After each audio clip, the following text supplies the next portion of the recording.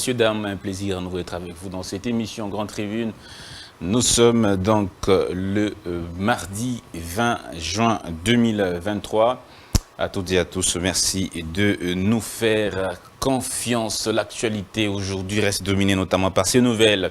Le Conseil européen continuera à suivre de près la situation en République démocratique du Congo. Il est prêt à inscrire sur la liste toute personne qui fait obstacle à une sortie de crise consensuelle et pacifique en vue de la tenue d'élections en RDC, qui est impliquée dans de graves violations de droits de l'homme ou dans des atteintes graves à ses droits, ainsi que les personnes responsables d'entretenir les conflits armés, l'instabilité, l'insécurité ou d'inciter à la violence. Ce communiqué fait suite au retrait de la liste de deux personnes, Kalev Moutonde et Ramazani Chadari, qui faisaient l'objet des mesures restrictives de l'Union européenne. À propos du départ de Martin Fayulu, à propos du départ de la mission onusienne, Bintou Keïta a déclaré le départ de la MONUSCO est déjà enclenché, mais on ne démonte pas une mission en un jour. Il faut un retrait digne et pacifique sur base de l'attente des conditions minimum, des jalons les plus importants du plan de transition. Autre nouvelle élection, donc Martin Fayulu annonce qu'il ne déposera pas les candidatures de toutes les membres de sa famille politique si le fichier électoral n'est pas audité par un cabinet international d'experts. Aux tricheurs et aux fraudeurs, nous ne céderons rien, nous ne sommes pas naïfs, nous les affronterons tête haute. Ensemble de Moïse Katumbi et alliés présentera des listes à tous les niveaux. Olivier Kamitatou qui a donc déclaré ceci après des déclarations donc de Martin Fayulu. Tension Kigali, RDC. La République démocratique du Congo refuse d'envoyer un contingent des FARDC à Musanze au Rwanda où se déroule jusqu'au 30 juin prochain l'exercice militaire conjoint des États d'Afrique de l'Est. Crise à l'Assemblée provinciale de Kinshasa. Les assistants parlementaires réclament 19 mois de prime au président Godem Poï, déjà visé par une motion de défiance. La ministre du portefeuille s'est également prononcée sur l'actualité de l'heure. Elle dit, je cite, « Le président Tshisekedi est le Josué de la RDC. C'est sous sa direction que le peuple goûtera du miel de ses terres. » Pétentique, Augustin Kibassa rappelle au ministre des États membres de la SADC la nécessité de promouvoir une connectivité large bande, universelle et abordable. Affaire Bokangalonzo, les sénateurs de l'opposition appellent Bahati à ne pas autoriser les nouvelles poursuites contre M. Augustin Matata. Enfin, les États-Unis se prononcent sur l'agression que subit la RDC. Dans un communiqué, ils écrivent, je cite, « Nous réitérons notre appel au Rwanda en vue du retrait immédiat des soldats de la force de défense du Rwanda, du territoire congolais. Nous demandons également au Rwanda de cesser immédiatement de soutenir le groupe armé M23. » Voilà les quelques lignes d'actualité qu'on a prononcées, qu'on a brossées ce matin, mesdames et messieurs. Merci de faire confiance à votre émission Grande Tribune. Et donc, c'est parti pour cette émission. Avant qu'on annonce le sujet du jour, j'aimerais quand même présenter mes trois invités du jour.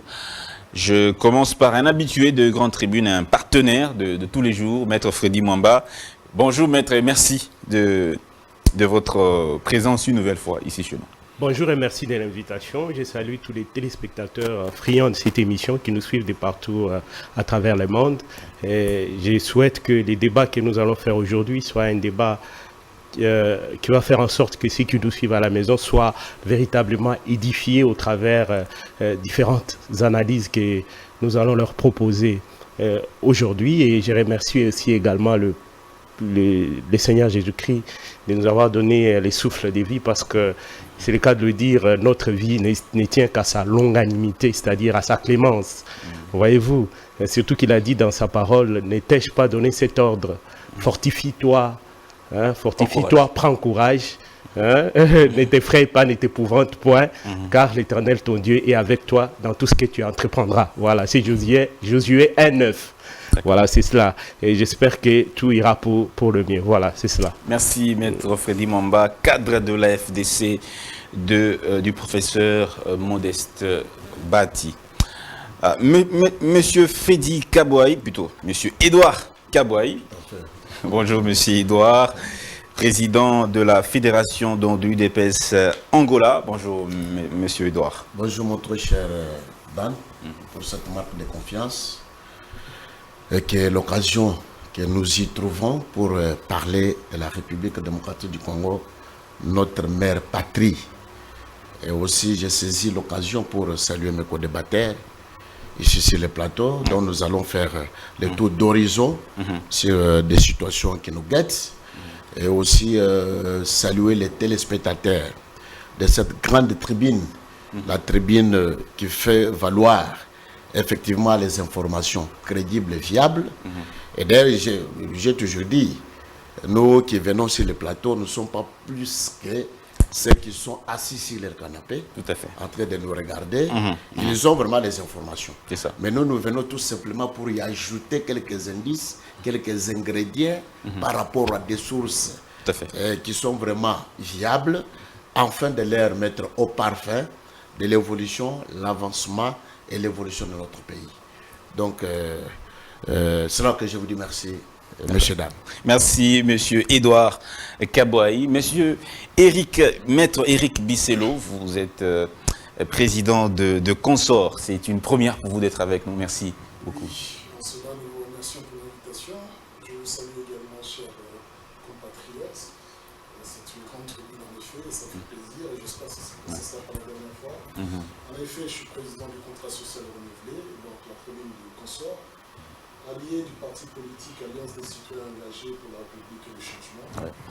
C'est un regroupement ACRL dont la définition parviendra plus tard, dont l'objectif ici est de faire appel au docteur Mukwege, le prix Nobel de la paix, de faire en sorte... L'objectif ici de faire appel au docteur Mukwege pour qu'il puisse sortir notre pays du coma dans lequel il se retrouve, avec un spectacle pitoyable, non seulement du pouvoir, mais également d'une opposition hésitante. Donc nous aimerions placer à la tête du pays des personnes responsables, capables, et qui ont déjà une expertise en gestion et en management. À cela, nous nous regroupons en un regroupement responsable de jeunes et de ceux qui ne peuvent plus en fait supporter. Votre regroupement est sous quelle bannière? FCC, Union Sacrée, la MOCA? Nous sommes un regroupement de opposition républicaine où nous demandons justement, loin des politiques et politiciens habituels, quelqu'un qui n'est pas du domaine, mais dont, je vous le rappelle, Denis Mukwege, prix Nobel de la paix, mais également détenteur de plus de vingtaine de prix internationaux, quelqu'un qui renvoie une image positive de la République démocratique du Congo. C'est l'homme du moment. C'est non seulement l'homme du moment, c'est l'homme qu'il nous faut. Le moment sous-entend que ça va être quelque chose de momentané, puis ça va passer. Non, c'est l'homme du moment. Il nous fallait déjà cet homme dans le passé, mais il s'est replié, il a voulu se concentrer sur quelques cas particuliers, sauf que nous pensons que s'il est à la tête de l'État, ces cas particuliers, comme il a su les traiter, il sera traité la République démocratique du Congo et le Congolais malade. Merci beaucoup, Maître Éric Bisselot, président donc de Consort, ce parti politique de l'opposition républicaine, comme vous l'avez dit. Alors, Maître Freddy, je commence avec vous. Au lieu de vous donner un biscuit, je vous pose plutôt une question. Comment réussissez-vous par rapport à la sortie médiatique de M. Martin Fayulu, qui a dit qu'il ne déposera pas de candidature, pas simplement lui, mais tout son regroupement politique, si le fichier électoral n'est pas audité par un cabinet international crédible? Donc moi, je pense que bon, aujourd'hui, il n'y a pas de biscuit, parce que je voulais réagir à ce que Matata Ponyo a dit. Vous avez parlé de Matata. Il n'y a pas de problème, allez-y.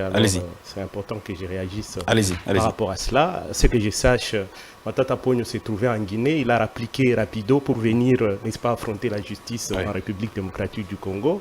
Mais ce qui est impréhensible, c'est que quelqu'un quitte Guinée, et d'ailleurs, il faut que j'informe l'opinion qu'il était le conseiller d'un président qui a été destitué, qui n'est plus même à la tête de la Guinée. Il a été destitué de la tête de la Guinée. Il est venu ici, bon, il était venu avant, soi-disant sous prétexte de venir affronter la justice. Mais manifestement, c'est comme s'il ne veut pas affronter la justice. Il commence à crier à l'acharnement, à se victimiser à tout bout de champ, à vouloir faire voir à l'opinion internationale qu'internationale que si il est poursuivi, c'est parce que tout simplement, il est acteur politique de l'opposition. On veut bâillonner l'opposition. C'est pour ça qu'on veut le poursuivre, alors qu'il s'est fait chantre de la bonne gouvernance. Moi, je pense que c'est quand même antinomique. Toi, tu ne peux pas vouloir que la bonne mais là, gouvernance ce sont les sénateurs, soit démise, de l'opposition soit démise et au même moment vouloir que l'impunité puisse s'installer. Donc, apparemment, c'est comme s'il n'arrive pas véritablement à saisir la portée même du combat qu'il est en train de mener. Voilà. Parce que si vous voulez la bonne gouvernance, il faut accepter aussi de répondre de vos actes. Il faut qu'il y ait un jugement pour qu'on sache exactement ce qui s'est passé. Parce qu'il s'agit d'une affaire qui suscite en fait pratiquement les boucans de l'enfer. C'est tout le monde qui en parle. Les Congolais veulent savoir où est parti exactement l'argent qui a été dépensé. Il s'agit des dépenses stratosphériques qui ont été faites pour la réalisation de ces parcs agro-industriels. Jusqu'aujourd'hui, qui peut regarder les Congolais en face et leur dire exactement ce qui s'est passé? C'est pour ça qu'il faut qu'il laisse que la justice fasse son travail, qu'il arrête de faire les chantages, parce qu'en fait, ces chantages-là ne matchent pas avec le combat des valeurs pour lesquelles il est en train de se battre. Ça ne matche pas du tout. Alors, voyez-vous, Martin Fayulu, comment réagissez-vous? Pour ce qui est de Martin Fayulu, ce que je dirais, c'est qu'il s'agit en fait d'un baroud d'honneur. Martin Fayulu a vu qu'il ne saura pas n'est-ce pas, gagner ces élections. C'est comme ça qu'il procède par ces genres de fuites en avant pour dire non, pour qu'il participe à ces élections, il faudra qu'il y ait un audit international qui soit fait par des personnes crédibles. C'est que la question que je suis en train de me poser est celle de savoir, est-ce qu'il faudra que les gens descendent du ciel, que les gens fassent que Dieu fasse descendre les gens du ciel pour qu'ils viennent ici, pour que ces élections ici soient crédibles? Je ne pense pas. Même si, je vais te donner le cas le plus patent, c'est ces élections que nous avons eues en 2018, dont le fichier a été audité par l'OIF, mais il n'en demeure pas moins que ces élections ont été, n'est-ce pas, contestées. Donc, Martin Fayulu a réprouvé les élections de 2018. Qui ont fait l'objet d'un audit. Un audit par un cabinet international n'exempte pas les résultats de contestation. C'est-à-dire que Martin Fayulu est en train de radoter. Il revient sur les mêmes choses que nous connaissons. C'est pratiquement une rengaine. C'est-à-dire il revient sur les mêmes choses. Et nous savons, et je suis en train de craindre qu'il soit encore à nouveau erratique, parce que la fois passée, il disait qu'il n'allait pas prendre part aux élections avec la machine à voter. Finalement, nous l'avons vu partir avec la machine à voter. Mais cette fois-ci, il conditionne en fait sa participation à ces élections à l'audit qui devra être fait par un cabinet international. Et ce que je suis en train de regretter, c'est que nous-mêmes, nous cherchons à infantiliser notre processus électoral. Parce que les élections corrèlent avec la souveraineté d'un État. Vous savez, si, par exemple, même à ces élections ici, les populations ne sont pas d'accord avec les résultats, est-ce que vous savez que celui qui va sortir à ces élections, celui qui va gagner ces élections, ne va pas diriger ces pays si les populations ne sont pas d'accord? Donc, c'est le peuple qui est le souverain primaire. On ne peut pas chercher à aller, n'est-ce pas, salir la réputation de son État en allant chercher le soutien, par exemple, de l'Union européenne et des autres, croyant que ce sont eux qui vont vous donner le pouvoir. Non, venez ici, mettez-vous en lice, participez à ces joutes électorales. Si vous gagnez, bon, c'est bon, tout le monde va voir que vous allez gagner et puis vous allez diriger ces pays. Monsieur Rick, voilà, c'est cela. Votre point de vue, cette question de monsieur Martin Fayulu. La rhétorique de la souveraineté, nous l'avons déjà entendu. Il n'y a pas de bradage de souveraineté lorsqu'on fait appel à un cabinet d'audit international. Non, c'est une forme d'indépendance et de professionnalisme. La dernière fois, vous avez dit l'OIF est intervenu. L'OIF n'est pas la République démocratique du Congo, mais nous avons prouvé ce résultat. Aujourd'hui, nous avons compris, en effet, que M. Kadima il était là pour exécuter un plan. C'est lui qui décide, c'est lui qui tranche. Il fait venir ses amis, qui ne sont pas du tout des Congolais, des Sud-Africains, par exemple. Ce n'est pas la République démocratique du Congo. Et je crois que les prétentions de M. Martin Fayulu, c'est les prétentions de l'opposition, sont légitimes. Si j'entends de nouveau les vidéos qui circulent sur la toile du président actuel de la République démocratique du Congo, c'est exactement les mêmes problèmes. Et M. Martin Fayulu a tout à fait raison de se poser la question, est-ce qu'en répétant les mêmes erreurs, nous aurons des résultats différents? Non, il y a un problème sur le lit de fichier électoral. D'ailleurs, ça nous a pondu 2 millions des enfants ou bien des personnes qui ne devaient pas être dans ce fichier. Dans ces 2 millions-là, alors qu'on nous disait déjà sur Kinshasa, nous étions dans l'ordre de montants, de nombres extraordinaires de fraudes. Mais nous nous étonnons de la légèreté avec laquelle le pouvoir avait amené ces élections. La Cour constitutionnelle, c'est pareil. C'est légitime à ce que nous demandons à une institution qui est censée être un garant de la conservation de la neutralité des acteurs politiques, mais également de la justice, à ce que les arbitres soient neutres. Et que donc, ils ne soient pas choisis en fonction de l'ethnie, en fonction de l'amitié ou bien des liens avec le chef de l'État. C'est un droit légitime. En outre, lorsqu'on parle sur le troisième plan... Il y a des inquiétudes au niveau du fichier électoral, des inquiétudes au niveau de la Cour constitutionnelle. Également et également la représentativité de l'opposition au sein de la commission électorale indépendante. Ça ne garantit pas un scrutin crédible. Non seulement, non, on dit, mais la CENI, c'est une composante qui est censée faciliter ou bien permettre à la République démocratique du Congo de passer dans une forme de pacification et de démocratisation. C'est une institution d'appui à la démocratie. Au lieu de cela, nous assistons à une forme d'asservissement de la CENI, de copinage entre le pouvoir et la CENI. Et aujourd'hui, la CENI nous dit, je vous amène aux élections, mais je n'ai pas 500 millions de dollars, je dois aller chercher chez les étrangers, chez l'Union européenne. Vous ne parlez pas de souveraineté lorsqu'on va demander de l'argent à l'Union européenne. C'est ça le problème, l'autre problème. La CENI a dit, j'ai 6 mois d'arriérés de sommes que je devais percevoir, l'État ne m'a pas versé. Donc, ces élections s'annoncent de manière catastrophique. Sauf que nous disons par exemple que... Mais il y a eu l'audit qui avait été fait par l'OIF en 2018, ça n'a pas empêché qu'il y ait contestation. Qu'est-ce qui garantit qu'il n'y aura pas contestation si un cabinet vient auditer aujourd'hui? Justement, parce qu'il y a eu déjà des contestations dans le passé. Prenons des arbitres neutres. Mais c'est qu'en fait, moi, je ne vois pas une réticence à accéder aux demandes de l'opposition.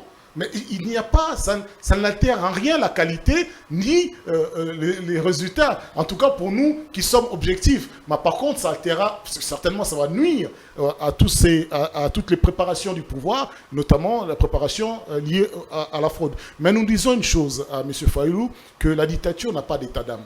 Donc, il n'est pas du tout question ici de se retirer et de dire « je vous laisse le champ libre et après on va discuter ». Non, nous disons une chose, la Constitution, c'est un droit qui s'impose à tout le monde, même au président de la République. Nous ne allons pas aux élections parce que le pouvoir le veut, nous n'allons pas aux élections parce que l'opposition le veut, nous allons aux élections parce que le Constitution le veut.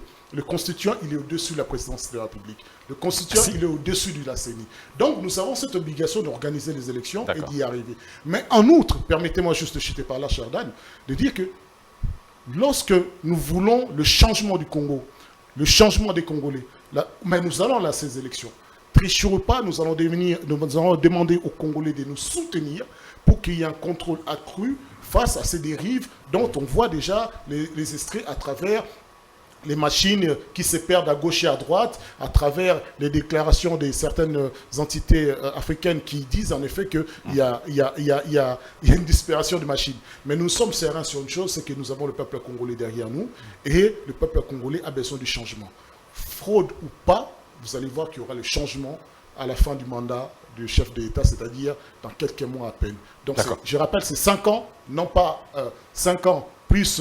congrès, 5 ans plus pour parler, 5 ans plus je ne sais quel... Non, non, c'est 5 ans tout court. Et les 5 ans arrivent à la fin de l'année. Merci beaucoup, monsieur Maître Éric Bisselo. Alors, monsieur Edouard Kaboy, votre point de vue sur cette sortie médiatique de monsieur Fayulu, comment réagissez-vous?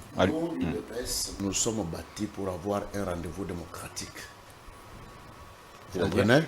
C'est-à-dire que nous avons eu notre maître qui s'est bâti bec et ongle, fait une séquelle de Moulumba Derez mémoire, depuis le 24 avril 1990, pour avoir le multipartisme et démocratiser l'espace politique congolais. Et la démocratie, dans ses principes et dans ses normes, ne peut jamais mettre tout le monde d'accord. Ça, nous devons le comprendre comme cela. Donc ne peut jamais mettre tout le monde d'accord. Il y aura ceux qui seront d'accord, il y aura ceux qui vont toujours s'opposer. Ainsi va la démocratie dans la vie d'une république. C'est tout à fait clair et net. Monsieur Dan, revisitons. Mais la légitimité, vous avez contesté la légitimité du pouvoir de 2006, parce que vous n'avez pas pris part aux élections.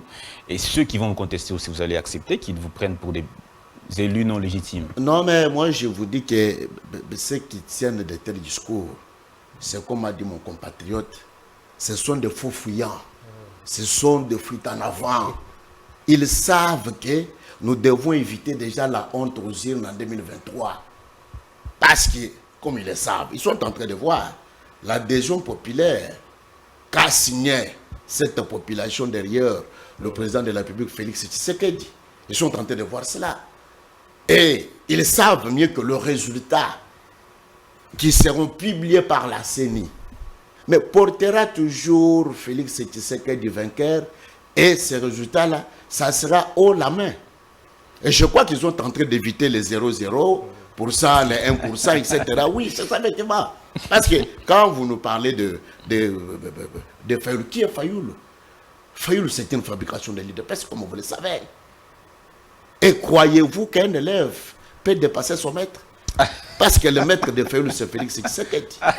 Il les a conduits dans tous les paramètres politiques dans ce pays. Qui ne le sait pas? Depuis Jean-Val jusqu'au dialogue et de la seconde que nous avons. Fayoulou, Tshisekedi, c'est le maître de effectivement, effectivement. Quand est-ce qu'il a été le maître de... Mais il a été le maître parce que vous savez que depuis 2011, quand l'UDPS signe son entrée pour présenter son candidat, qui était d'abord un candidat potentiel, Félix Tshisekedi Omulumba. Mais vous avez vu tous ces Fayoulou à se tramer derrière l'UDPS, derrière le patriote Félix Tshisekedi Omulumba. Vous le savez, Fayoulou, pour être élu, il fallait qu'il puisse s'afficher sous le label de l'UDPS et mettant l'effigie de Félix Tshisekedi Omulumba à côté pour qu'il soit voté. Vous comprenez? Et dans toutes les messes que nous avons eues pour arriver à l'alternance, Fayoulou a été toujours élève de Félix Tshisekedi. Toujours. Mais oui, je vous dis la vérité. Donc, en Jean-Val, et c'est lui qui était le chef de la délégation, de tout ce qui était venu pour parler, statuer sur la crise qui se profilait à l'horizon. À cette époque-là, en 2016, mais c'est Félix qui était toujours le numéro de cette délégation. Vous le savez, au dialogue de la Senko, c'est Félix qui était toujours le chef de la délégation. C'est pour dire que c'est un élève.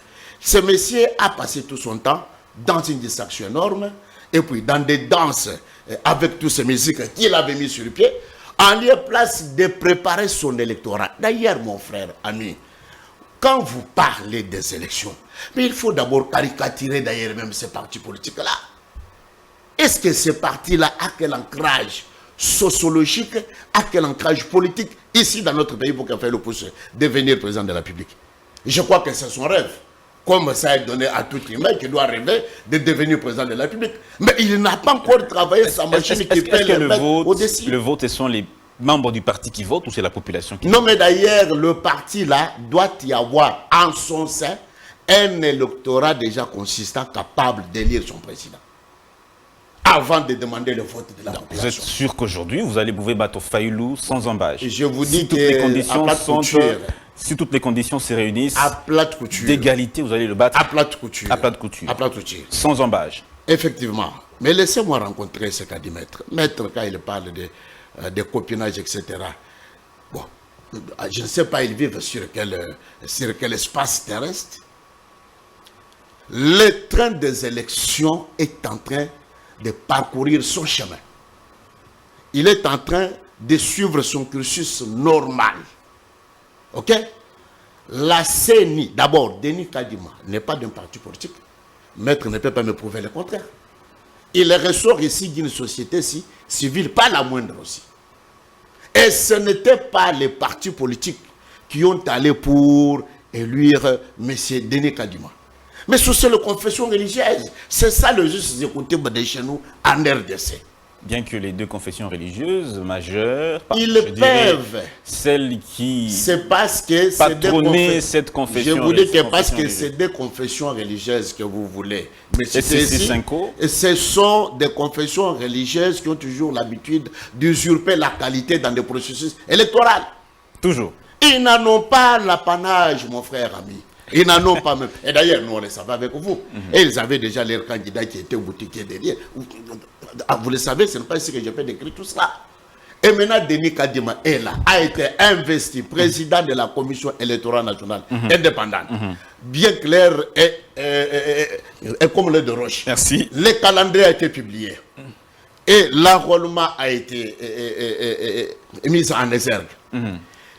Il y a eu l'audit du fichier. D'abord, je ne sais pas si Maître continue toujours à nous laisser dans l'esclavagisme là, je vous prends la parole. L'indépendance. Or, le Congo, depuis 1960, nous sommes des indépendants. Concluez, je vais donner Alors, la c'est parole. pour dire ceci. Oui. Le processus électoral, il est crédible. En marche et est crédible. Totalement, à 100%. Totalement, mon frère, crédible. Il n'y a rien à reprocher à Denis Kadima. Crédible, parce qu'il y a eu le parti prenant au processus. Tout est parfait. Il y a eu l'audit du fichier Tout est parfait. des services centraux d'ailleurs. Tout est parfait. Vous comprenez? On comprend que tout est parfait. Non, ça ne peut pas être parfait dans tout, parce que ça, c'est une œuvre humaine. D'accord. Vous ne pouvez pas me convaincre ici qu'une œuvre humaine doit avoir toute sa perfection. Non, Merci mais beaucoup. je crois que, en tout cas, quelques aléas tout simplement, mais le processus est crédible. Dans sa globalité. Le processus doit être transparent. Ah, et le merci. processus doit être participatif. Merci Et c'est beaucoup. comme ça. Premier sujet du jour, mesdames et messieurs, retrait des suspensions de M. Kalev Moutonde et M. Emmanuel Ramazani Chadari par le Conseil européen. La question que nous nous posons, c'est un coup de tonnerre. Est-ce que cela, ça étonne? Quelle est la conséquence? Quelles sont les causes? Et pourquoi ce moment-ci? Les deux étaient accusés d'entrave au processus électoral de 2018, aussi de non-respect des droits et libertés publiques. Je m'en vais lire rapidement les motifs. Le Conseil de l'Union européenne a décidé de retirer l'ancien chef de l'agence congolaise des renseignements, M. Kalev Moutonde, l'ancien vice-premier ministre de l'Intérieur de la RDC, de ces listes de sanctions. 6 ans après, les deux personnalités proches de l'ancien président avaient été sanctionnées en décembre 2016 et en mai 2017 en raison de leur implication dans des violations graves des droits de l'homme et de leur rôle dans l'entrave du processus électoral qui avait abouti à l'ajournement des 2 ans des scrutins qui devaient avoir lieu en décembre 2016. Le Conseil a pris cette décision à la lumière des arrêts pertinents du tribunal de l'Union européenne de mars 2023, explique le Conseil de l'Union européenne dans un communiqué. L'organe maintient cependant les sanctions contre 15 autres Congolais, dont l'ancien vice-premier ministre de l'Intérieur Évariste Bochab, le député honoraire Justin Bitakwira et le général Amissi Kumba, actuel inspecteur général de l'armée. Fin 2019, l'Union européenne avait décidé de lever les sanctions infligées à l'ancien porte-parole du gouvernement Lambert Mende et l'ex-responsable de la sécurité intérieure au sein de l'ANR, M. Roger Kibelissa. Kalev Moutonde et Ramazani Chadari plaidaient depuis 2018 pour l'annulation des sanctions qui les visaient, les considéra comme illégales. Leur requête en contestation de mesures restrictives a été formellement déposée en mars 2018. Dans sa décision, l'UE maintient une épée de Damoclès sous la classe politique congolaise et autres acteurs. Pour finir, le Conseil est prêt.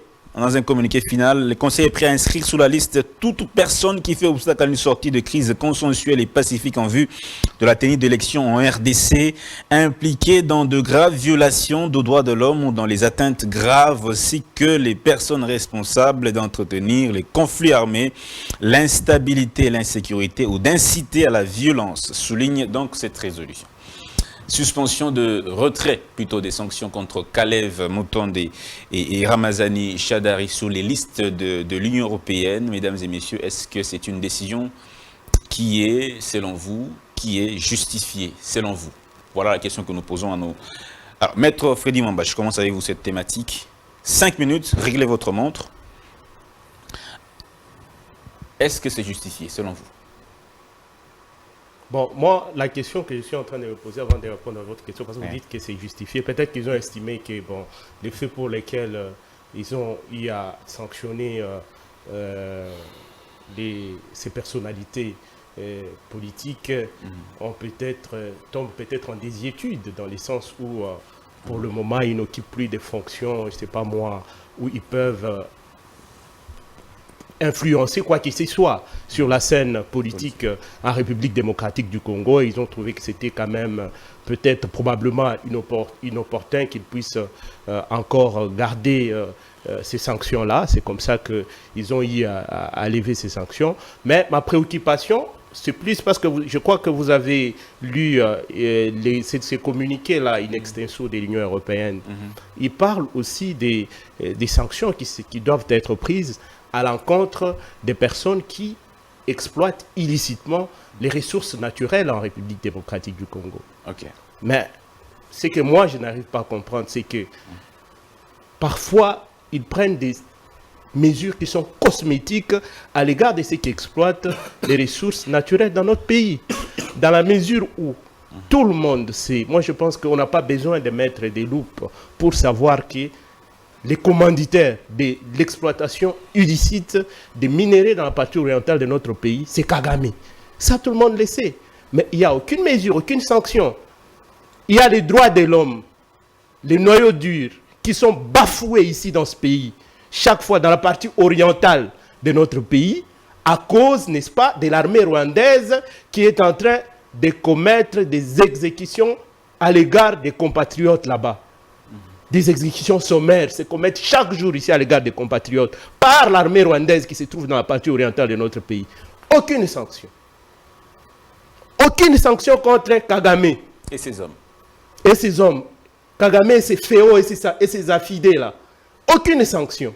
Et puis vous allez me parler encore des sanctions de l'Union européenne. C'est là que je suis en train de me dire, quelque part, ils prennent des mesures, on ne refuse pas, mais c'est des mesures qui, au fond, sont cosmétiques. Parce que ça n'arrive pas véritablement à dissuader Kagame. Il y a des élections qu'on organise là-bas. Une parodie d'élections qu'on organise au Rwanda. L'Union européenne n'en parle pas. C'est silence radio. Personne n'en parle. Mais quand il s'agit de la République démocratique du Congo, d'ailleurs, ici, on est aux 40e élections que nous organisons dans notre pays. Vous pouvez comparer les élections qui sont organisées en République démocratique du Congo et des élections qui sont organisées au Rwanda? Non, il y a une sorte de deux poids, deux mesures entre ce que l'Union européenne est en train de faire à l'égard de la République démocratique du Congo et ce que l'Union européenne est en train de faire à l'égard du Rwanda. La fragilité de l'insécurité dans la partie orientale, c'est le Kagame. Mais pourquoi l'Union européenne est en train de faire des pirouettes? Il faut aller droit au but. Droit au but. Parce que le fait de lever, dites-moi, aujourd'hui on lève des sanctions contre les personnalités politiques de la République démocratique du Congo. Qu'est-ce que les Congolais gagnent par rapport aux valeurs qui sont véhiculées par l'Union européenne? Les droits de l'homme et autres. Ils se sont toujours battus pour ça. Mais pourquoi est-ce que les personnes qui ont été lésées sont, comment dire, sont rétablies dans leurs droits? Mais pas plus tard qu'hier, il y a eu encore un rapport qui a été produit par les experts des Nations Unies, impliquant l'armée rwandaise dans la partie orientale de notre pays, et qui fait état de la présence de cette armée en dépit du déploiement de la force régionale. Mais qu'est-ce que vous allez me dire? Il y a eu combien de rapports, combien d'ONG? Nous avons même déposé une plainte dernièrement au niveau de la Cour pénale internationale. Il y a eu beaucoup d'actions qui ont été accomplies, mais malheureusement, ils sont en train d'user d'une sorte de... Il y a un manège odieux qui est utilisé au niveau de l'Union africaine. Une fourberie qui ne dit pas son nom, innommable. La personne de M. Kalev Mutonda, une personne qui, à l'époque, son nom faisait quand même un peu... Non, à l'époque, on ne peut pas refuser que c'était une personnalité quand même sulfureuse, parce que chaque fois qu'il y avait un problème de droits de l'homme, c'est lui qui était pointé du doigt accusateur. Là, à l'époque, c'est déjà dépassé. On n'en est plus à cette étape-là. Mais maintenant, les choses ont quand même évolué, même si les choses ont évolué dans le bon sens, même si celui qui est en face de moi a semblé dire ici que le pays était dans le coma total, ce qui n'est pas vrai, parce qu'il a aussi un vœu pied en disant qu'il veut que Dr Mukwege soit candidat, alors que Dr Mukwege ne sera même pas candidat. C'est en fait un vœu pied, il ne sera pas candidat. Est-ce qu'il y a des risques que certains dignitaires de l'actuel régime soient également sous la liste de sanctions? Parce qu'eux étaient sanctionnés pour entrave, notamment au bon déroulement du processus électoral et aux droits de l'homme. Est-ce qu'il y a un risque que les actuels membres du président, les actuels collaborateurs du président Tshisekedi puissent également, certains fassent partie de cette nouvelle liste. Parce qu'ils ont dit, nous regardons cette situation de très près, nous pourrons sanctionner au cas où il y a violation. Mon cher Dan, si tu essaies de faire un parallèle entre ce qui se faisait avant et ce qui se fait aujourd'hui, tu vas te rendre compte qu'il y a une très grande différence. Il y a eu une manifestation qui a été organisée dernièrement ici par l'opposition. Et même si on a parlé, c'est parce qu'en fait, il s'agissait d'un plan qui a été monté par l'opposition pour éclabousser les pouvoirs en place. Oui. Vous avez même vu un responsable, n'est-ce pas, de l'opposition, qui est censé avoir une responsabilité d'exemplarité, demander, n'est-ce pas, aux manifestants de lancer des pierres sur la police. Vous comprenez? Ça, l'Union européenne ne voit pas. Un responsable de l'opposition qui a une responsabilité d'exemplarité. Et je suis en train ici de réprouver ces comportements kafkaïens de l'opposition de la République démocratique du Congo. Un comportement saugrenu, ridicule des opposants congolais. Merci. Qui, en fait, sont en train d'envoyer un mauvais message de la classe politique congolaise, de la classe politique congolaise, en demandant et tout ça. Donc, il y a une différence et je pense qu'il n'y a pas à craindre des sanctions à l'égard de la communauté internationale, parce qu'il faut dire qu'il y a eu un bond en avant en ce qui concerne le respect des droits de l'homme dans notre pays. Et vous avez vu même les sit-ins, lorsqu'il y a eu sit-in ici, au niveau du boulevard. Personne, hein? Aucun mort et tout ça, on a réprimé personne. Je prends la parole. Donc c'est ça. Maître Guibissolo, comment réagissez-vous par rapport à ce retrait de M. Ramazani et M. Moutonde Kalev? Après 7 minutes de palabre avec notre cher compatriote qui n'a rien dit absolument, qui essaye... 5 minutes... 7 minutes, il a fait. Mais ce n'est pas grave, je vais prendre 5 minutes, il n'y a pas de problème. Vous savez, la République démocratique du Congo avait enregistré en 2021-22 801 violations atteintes aux droits de l'homme, c'est-à-dire une augmentation de plus de 60%. Et ça vient du Bureau conjoint des Nations Unies aux droits de l'homme. Donc oui, la situation s'est aggravée, mon cher ami. Depuis la fin de la Kabylie et depuis la gestion de Tshisekedi. Donc les violations sont devenues de plus en plus grandes, atroces. Il faut prendre Je ne demande pas votre avis. Je vous donne source d'informations. Non. Après, si vous avez l'intelligence... C'est faux. C'est faux ce que vous dites. S'il vous plaît. S'il vous plaît. Allez-y. C'est complètement faux.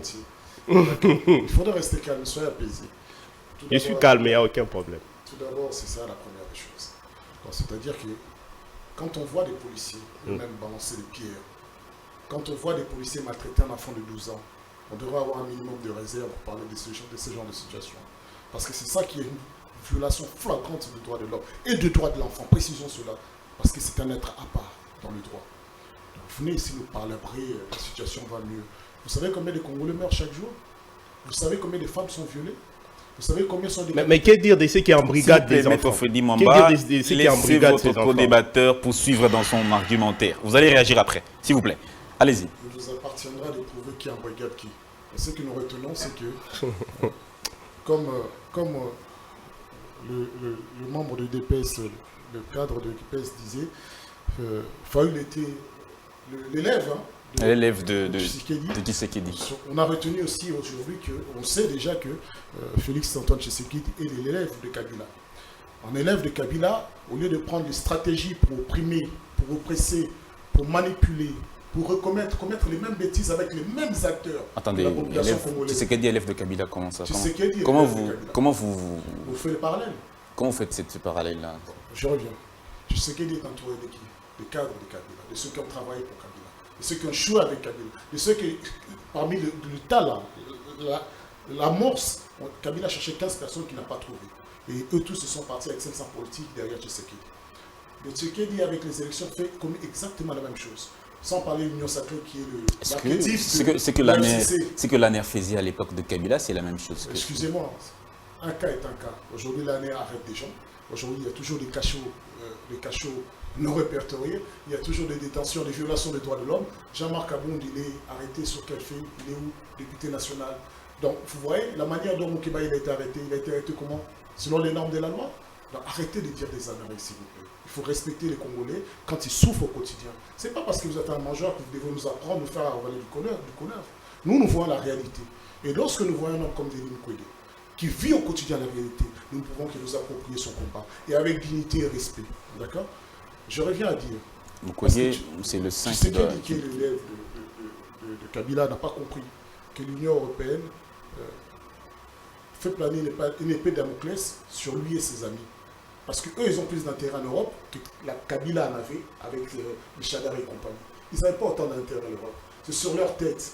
D'ailleurs, on vous annonce déjà à l'avance, nous vous regardons de près. Ils les retirent pourquoi? Est-ce que les faits pour lesquels ils étaient reprochés, ces faits-là ont cessé d'exister ou bien ils ont été innocentés? Non. Kalev et Chadari avaient introduit un recours pour l'illégalité de la procédure.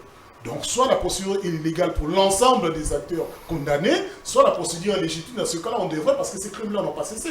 Crime contre le droit de l'homme. Donc, c'est imprescriptible.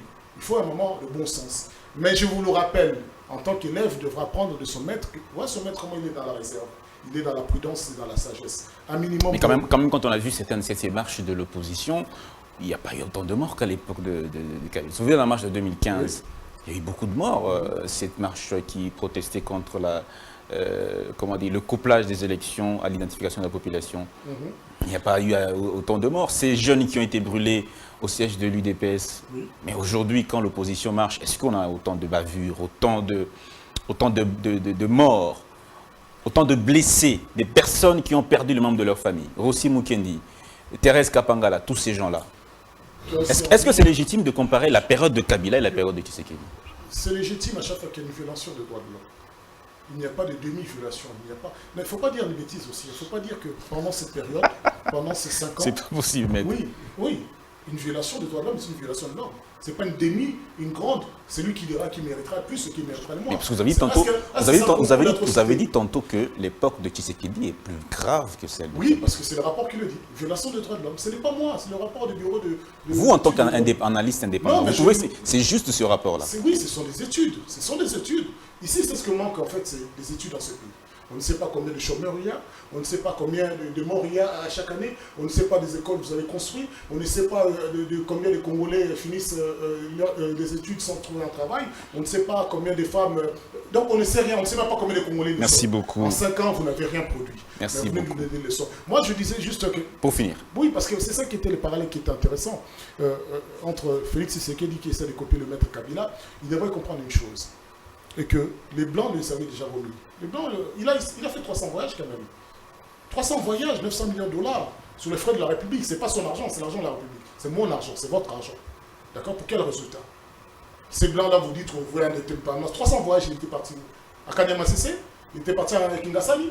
Non, arrêtez avec les... Merci beaucoup, Maître Eric. Les Congolais sont intelligents et conscients. Ils savent qu'aujourd'hui, vous avez échoué. Ils ont juste besoin des élections. Merci beaucoup. Si vous voulez que les gens meurent parce que ça là vous arrangerait... Je reprends la parole. Allons-y. Merci beaucoup. Est-ce que vous êtes vraiment des bons comptes à part là des 300 voyages? Vous avez vraiment comptabilisé les voyages? Monsieur Edouard. Et vous avez trouvé que c'était exactement 300 ou bien vous êtes en train de reprendre ce qui se raconte dans les réseaux sociaux et autres? Monsieur Edouard, je vous donne la parole, votre point de vue, votre lecture sur cette nouvelle sanction levée contre M. Chadari et M. Kalev. Est-ce un étonnement? Ça vous étonne, vous, à l'UDPS? Non.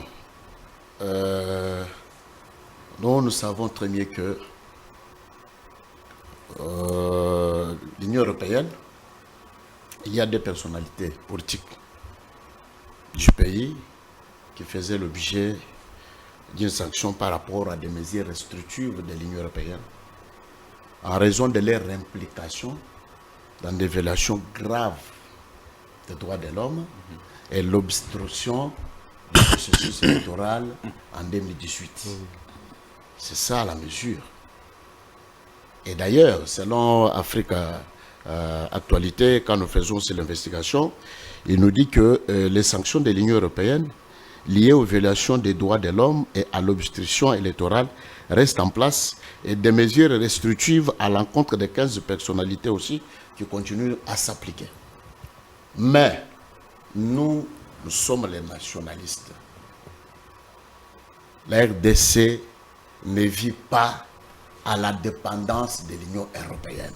C'est un partenaire de taille. C'est un partenaire de taille. RDC, je vous dis. C'est un partenaire de taille. Mais bon, il peut être partenaire d'État, mais nous sommes un pays souverain, membre des Nations Unies. Ils doivent nous respecter. Nous sommes indépendants depuis juin 1960. Est-ce que ce discours, on ne l'a pas entendu à l'époque? Je vous dis que nous ne pouvons pas continuer à vivre sur les cordons ombilicaux de l'Union européenne.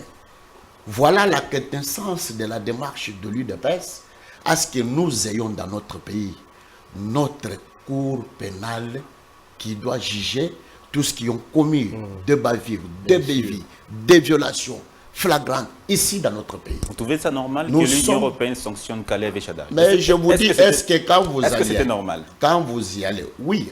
Est-ce que c'est acceptable? Mais non, mais ils devront aller jusqu'à approfondir leur dossier. Parce que nous connaissons mieux qui est Kalev. C'est une violation de la souveraineté de la RDC quand une structure internationale sanctionne les nationaux. Non, mais oui, aujourd'hui, si on sanctionne les tisséquedistes, ça serait une atteinte à la souveraineté. Je vous dis, il y a les chartes dont la RDC fait partie. Mais en dehors de ces chartes-là, la RDC est souveraine, est capable de prendre ses propres décisions, est capable de dicter ses lois, est capable de gérer ce qu'il voit bien, normal à la vie de notre peuple. Pourquoi? Parce que nous connaissons avec vous le fonctionnement des secours des tribunaux internationaux, comment ils fonctionnent. Et nous connaissons avec vous, quand ils veulent dire des droits, c'est à leur faveur, et non et à la faveur de ce peuple meurtri-là. C'est comme ce qu'a dit mon compatriote ici. Aujourd'hui, les crimes contre l'humanité, les crimes de guerre que continuent à commettre ces dirigeants, rétrogradés d'ailleurs, appelés du nom de M. Kagame, ils sont où? La Cour de justice de l'Union européenne, ils sont où? Est-ce que vous êtes exempté de ces sanctions? Mais oui, effectivement, vous êtes totalement à l'abri. Vous qui êtes je vous dis autour du président Tshisekedi. Je vous dis que jusqu'au jour d'aujourd'hui, d'ailleurs, pas de bavure. Il faut suivre même les rapports. Pas de violation. Il faut suivre même les rapports. Processus électoral. Pas d'obstruction. Je vous pas dis, il n'y a pas d'obstruction aucune. Et il n'y a pas d'entrave. Il n'y a pas. Mais il vous a bien cité ici. Avez-vous vu dans ce pays les gens qui manifestaient une manifestation de colère? Hein? Donc, quelqu'un parmi les 4 qui se disaient les organisateurs de cette marche, qui demande à la population, au peuple, de jeter des pierres sur des policiers, pendant que les policiers, leur travail était tout simplement de les encadrer, de les cadrer à arriver à leur destin de ce qu'ils veulent. Est-ce que avez-vous, depuis qu'ils ont commencé à manifester dans ce pays, cher Dan, nous sommes avec vous, ici en République démocratique du Congo, vous pouvez me dire combien d'enlevés, combien de disparus, qui sont ceux qui ont été arrêtés? Mais je ne sais pas si maître... Il parle du rapport de 2021-2022. Mais ça doit être son propre rapport à lui. Ou bien ça doit être les rapports des réseaux sociaux. Ça doit être les rapports des réseaux sociaux. Mon cher ami, comparez les régimes actuels avec les régimes que nous avons subis avec vous. 2 exactions sans précédent. Ça relève tout simplement de la sorcellerie à l'outrance. Permettez-moi les termes. C'est de la sorcellerie à l'outrance. Mais je vous dis... Comment expliquez-vous ça? Nous, moi, personnellement qui est en face de vous, je suis le combattant de la rue.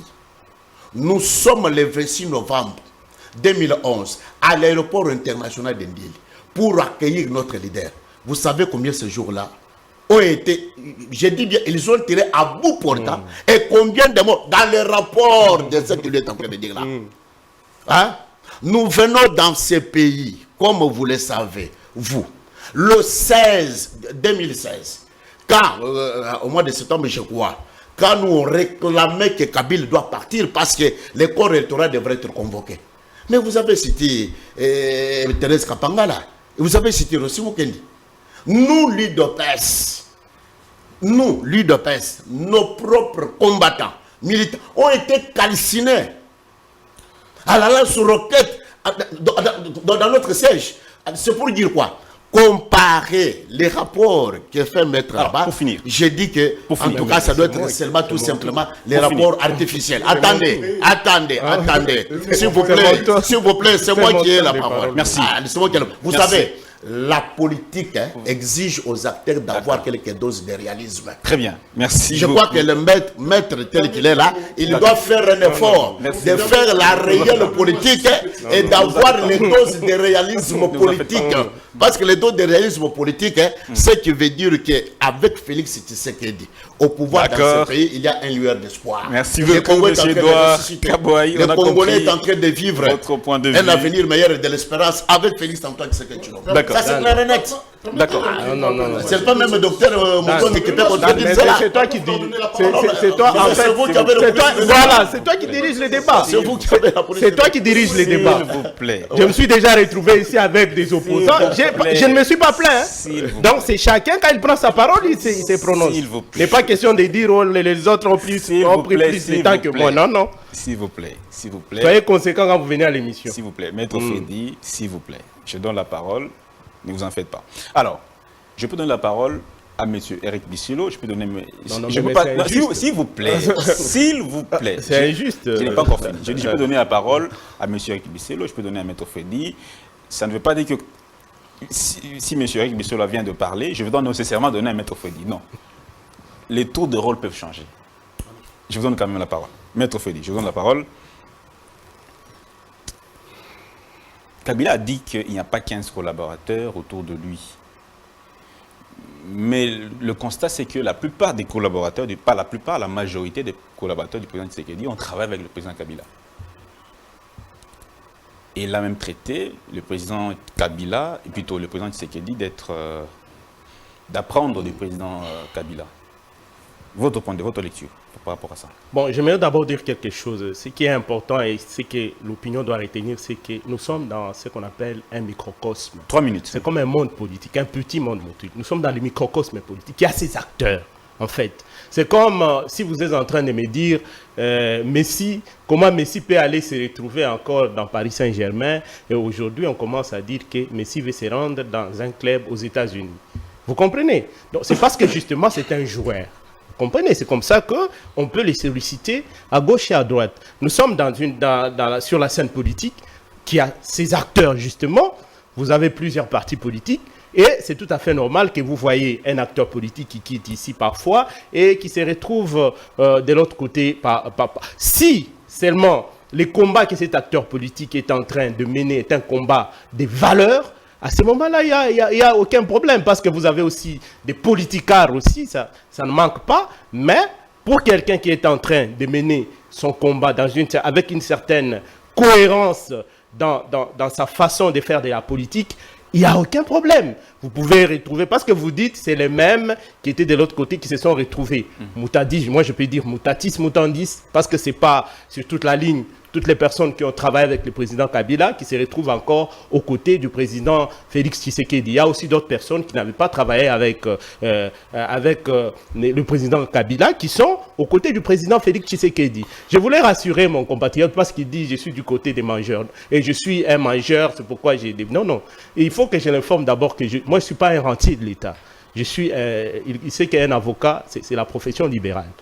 Je ne fais que ça. Je ne vis que de ça, jusque-là. En tout cas, jusque-là, je ne vis que de ça. Il ne faut pas qu'il me considère comme un mangeur. Donc, je suis en train de faire la politique par conviction. Voyez-vous? Donc, je fais la politique par conviction et je sais ce que je suis en train de faire. Nous sommes en démocratie. On n'est pas appelé à émettre tous sur une même longueur d'onde. Pas du tout. Il n'y a aucun problème. Donc, je suis là parce que je suis en train de défendre, bien entendu. Bien entendu, nous sommes au pouvoir. En tant que parti politique, en tant que formation politique, nous sommes au pouvoir. Mais il ne faut pas qu'il considère que c'est tout le monde qui est, c'est pas moi un mangeur ou quoi. Non.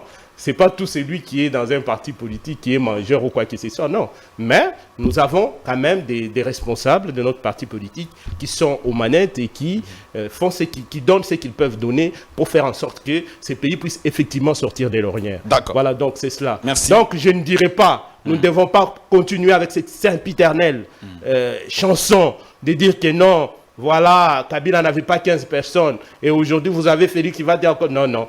Il y a un certain nombre de réalisations qui se font. Le président de la République, ce qu'il a réalisé dans ces 4 ans est tellement notable qu'il Il n'y a même pas...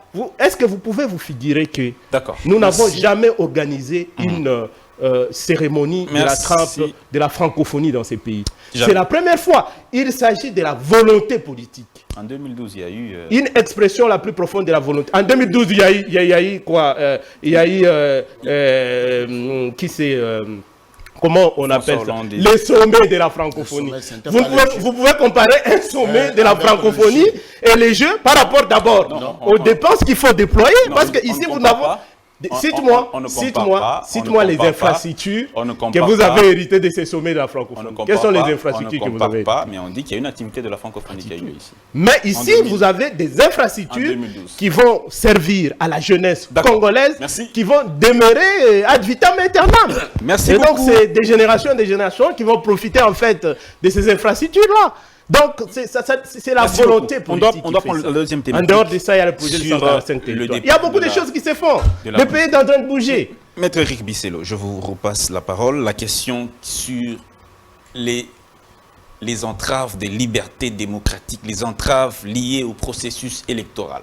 Pour vous, c'est clair et c'est évident. On ne revient pas. Tshisekedi fait pire que Kabila. Non, je ne veux pas partir dans une comparaison aussi stérile et futile. Je retiens toujours qu'il est dans la nomenclature de DPS à réagir avec un temps de retard. Ils sont toujours comme ça. Ils ne savent pas anticiper, mais ils réagissent 10 ans plus tard à quelque chose qui a été dit il y a une... Mais moi, je tiens d'abord à relever une chose auprès de notre grand ami qui nous parle des sorciers. Moi, je crois que c'est de la sorcellerie pour un nationaliste d'aller défendre la cause de Dan Gatler aux États-Unis plutôt que ceux de ses compatriotes qui sont ici sur le territoire national. S'ils ont violé les droits de la République, nous avons une République, non? Nous avons un État de droit, non? Selon vous. Non? Il ne devrait pas être traduit devant la justice, toutes ces 15 personnes. Vous êtes dans un État de droit, selon vous.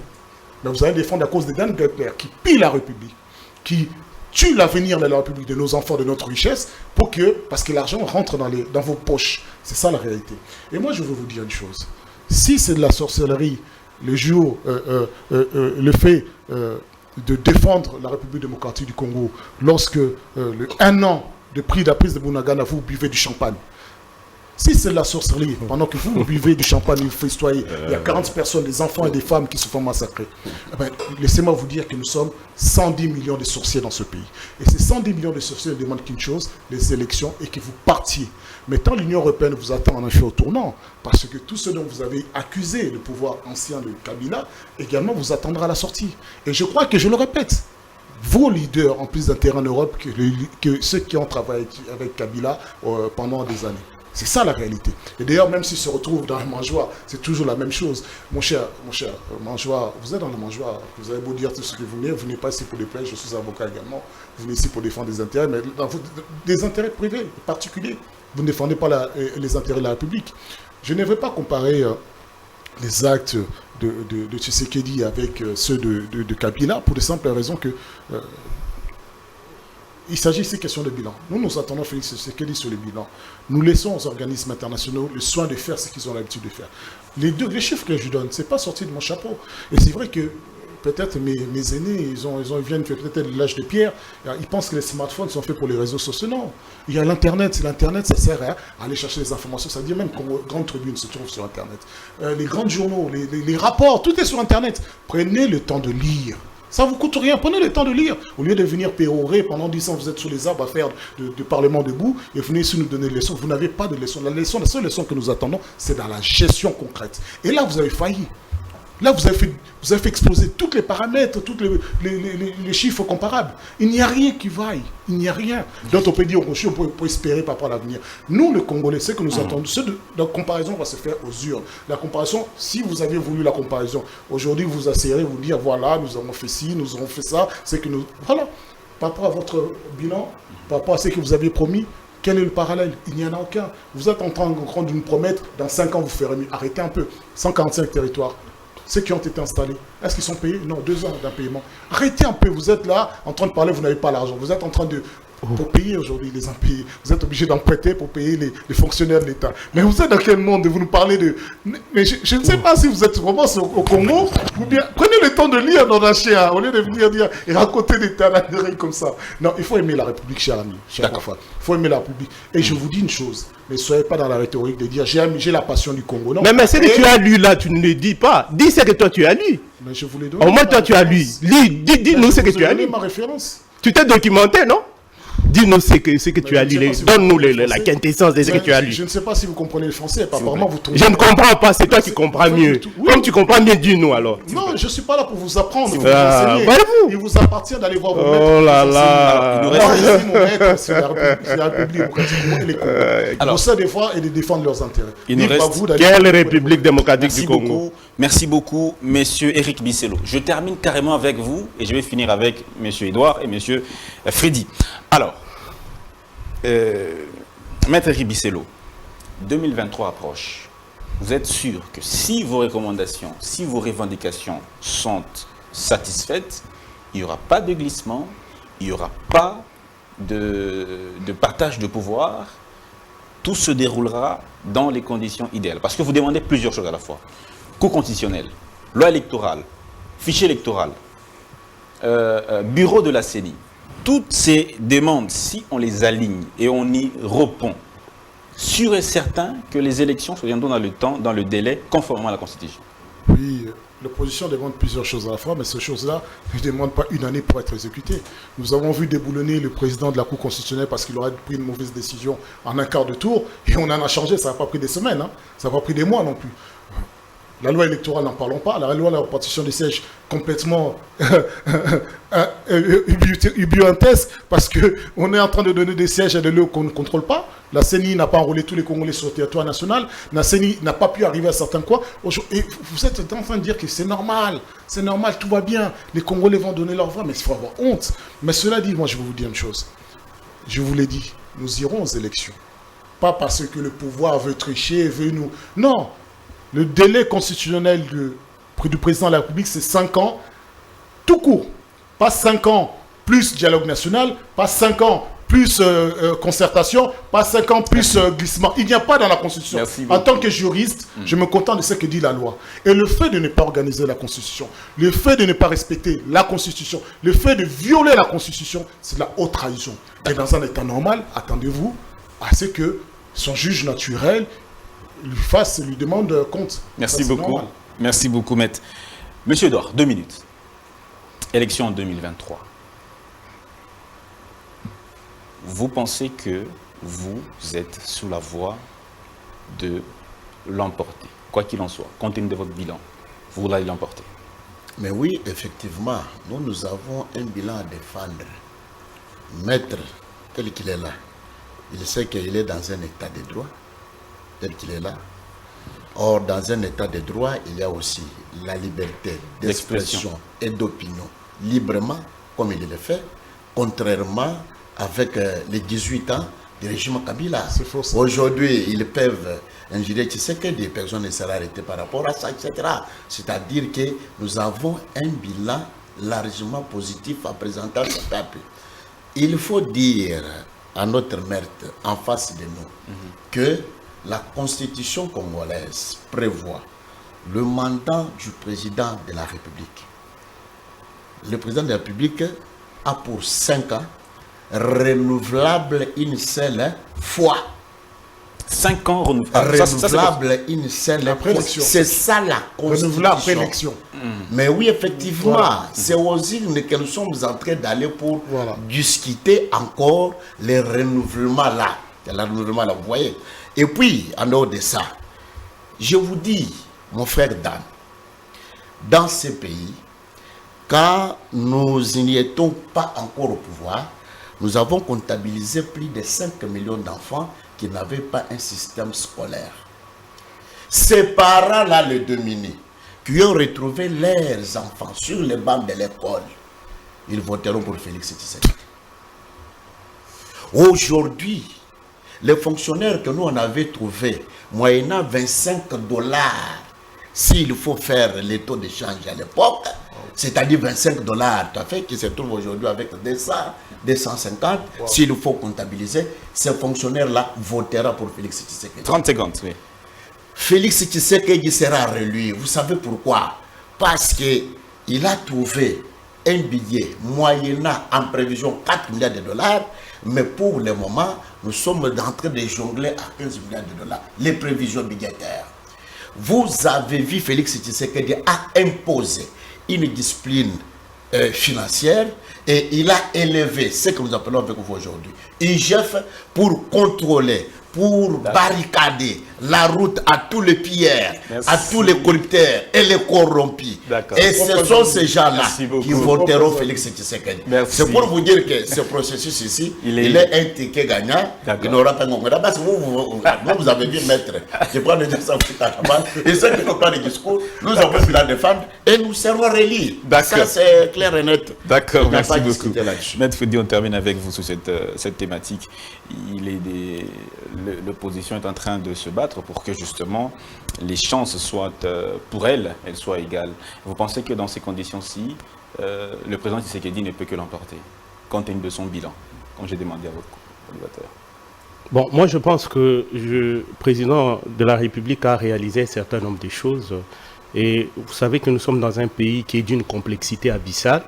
Arriver à réaliser ce que le président a réalisé dans le contexte qui est le nôtre, parce qu'il faut dire que d'abord les 2 premières années, il les a partagées avec les FCC Cash, les FCC qui est aussi comptable d'abord de ces régimes aussi, les deux ans là, et plus les 200, oui. Mais ils sont déjà avec vous au pouvoir, les 500 partis politiques. Qui c'est? Ceux qui étaient du FCC d'hier, ils sont déjà avec vous, ils sont actuellement avec vous dans New Sakai. Non, mais le parti phare, c'était le PPRD. Les mêmes acteurs qui sont là. Non, non, les partis phares, c'était le PPRD. C'est le PPRD qui décidait presque sur tout.